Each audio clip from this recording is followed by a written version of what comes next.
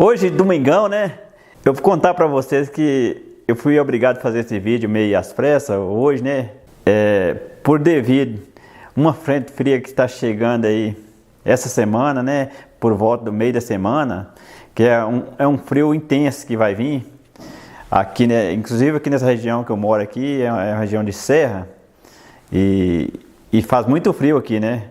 Então, se o frio chega em São Paulo, ele vem para cá, que ele é muito maior. Então, ele está chegando lá no sul do estado e lá para o meio da semana ele deve estar aqui.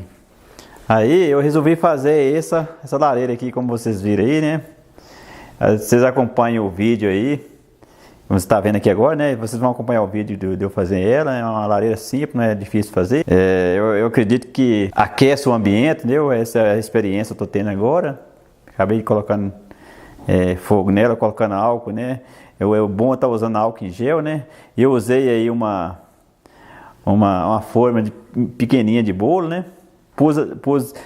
Aí está queimando aqui, eu pus o álcool líquido, porque aí eu pus uma areia dentro, né? Não pondo álcool gel, pode ser, não precisa pôr areia. Então, inclusive tem areia por baixo também, para não aquecer a madeira. Eu acredito que tá dando certo, né? Estou fazendo a experiência dela aqui agora. Acompanhe o vídeo, né? Vocês não deixem de acompanhar, que é fácil de fazer, não é difícil. E quando for usar esse aqui, seja qualquer álcool, gel, o líquido principalmente, não deixar perto de criança. Esse aqui não pode ter criança, né? Você pôs fogo ali, tem que estar de olho. Deixa queimar ali por volta aí de 10, 15 minutos, aquece o ambiente, né? Depois deixa apagar. E se você quiser apagar também, usa essa tampa aqui, ó. Viu? Vou apagar aqui agora, ó. Abafou aqui, ó. Uma tampa assim, qualquer tampa que fez abafa.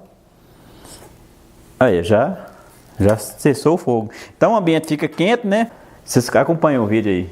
Se vocês gostaram, não esquece de deixar aquele joinha, inscrever no canal e até o próximo vídeo.